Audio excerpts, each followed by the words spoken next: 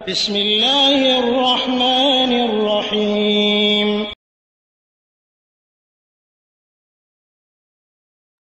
ওয়ালাইকুম আসসালাম ওয়া রাহমাতুল্লাহি ওয়া বারাকাতুহু। আসিয়া বিনতে মানিক বাংলাদেশ থেকে বোন জানতে চেয়েছেন যে জমজমের পানি পান করে যে দোয়া করতে হয়, তা এই দোয়াটা পান করার আগে করবেন না পরে করবেন?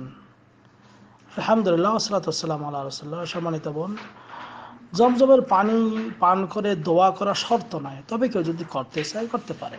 দোয়া করলে কেউ করতে পারে, কারণ এই ব্যাপারে মুসান্নাফ ইবনে আব্দুর রাজ্জাকে ৯১১২ নম্বর একটা হাদিসে বর্ণিত রয়েছে, আসার যেটাকে বলা হয়, যে ইবনে আব্বাস রাদিয়াল্লাহু তাআলা আনহু শারিবা মিন মা'i জমজমের পানি পান করেছিলেন। সুম্মা ক্বালা, এরপরে বলেছিলেন, আসআলুকা ইলমান নাফিআ ওয়া রিজকান ওয়াসিআ ওয়া শিফাআন মিন কুল্লি দা। হে আল্লাহ, তোমার কাছে আমি উপকারী এলেম চাই, প্রশস্ত রিজিক চাই এবং প্রত্যেক রোগ থেকে মুক্তি চাই। তাই এটা ইবনে আব্বাস রাদিয়াল্লাহু তাআলা আনহুর আমল ছিল, তাই তিনি পান করার পরে এটা করছেন। আবার ওলামায়ে কেরাম কেউ কেউ এটাও করেছেন যে মানে নিয়তটা করলেই যথেষ্ট, আপনার নিয়তটা করলেই যথেষ্ট। শেখ বিন ওসাইমিন রাহিমাহুল্লাহ বলতেছেন যে মা এ জমজম লে মাশরুব বালা, জমজমের পানি যে ব্যক্তি যে উদ্দেশ্যে পান করবে সেটা হবে। কেউ যদি পিপাসার কারণে পান করে তার পিপাসা মিটবে, কেউ ক্ষুধার্ত থাকার কারণে পান করলে ক্ষুধার্ত নিবারণ হবে, অথবা কেউ রোগ মুক্তির কারণে করলে তার রোগ মুক্তি হবে। হ্যাঁ, কারো মানে স্মরণ শক্তি থাকে না, সে স্মরণ শক্তি বৃদ্ধির জন্য কেউ পান করলে তাই হবে। যে কোনো নিয়াতে সে করলেই যথেষ্ট, অর্থাৎ নিয়াতটাই হলো মূল জিনিস। তবে কেউ যদি দোয়া একটু মানে শব্দ করে করে বা নিজে শুনতে পারে এইভাবে করলেও করতে পারে, না না করলেও কোনো অসুবিধা নাই।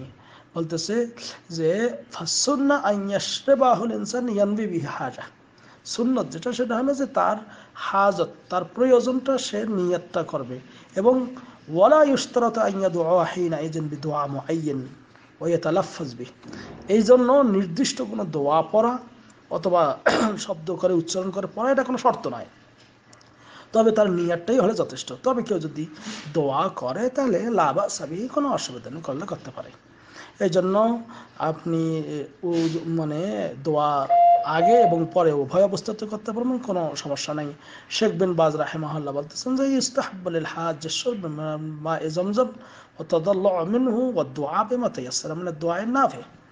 শেখ বিন বাজ রাহিমাহুল্লাহর কথা হলো যে হজকারী বা ওমরাকারী তারা সেখানে আসলে জমজমের পানি পান করবে, এবং যেটা যদি কোনো সহজ দোয়া থাকে করলে করতে পারে, না করলে কোনো সমস্যা নেই।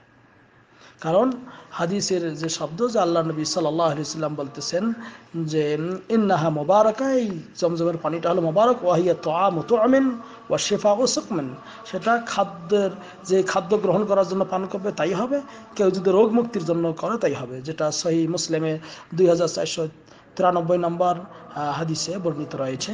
কাজেই আপনি আমি এটা পান করতে পারবে, যে কোনো সময় দোয়া করলে করতে পারেন, না করলে কোনো অসুবিধা নাই। তবে আপনি এই আগে এবং পরে উভয় অবস্থাতে জায়েজ। হাযা আল্লাহু আ'লাম বিসওয়াব, সাল্লাল্লাহু আলা নবিয়িনা মুহাম্মদ। আসসালামু আলাইকুম ওয়া রাহমাতুল্লাহ।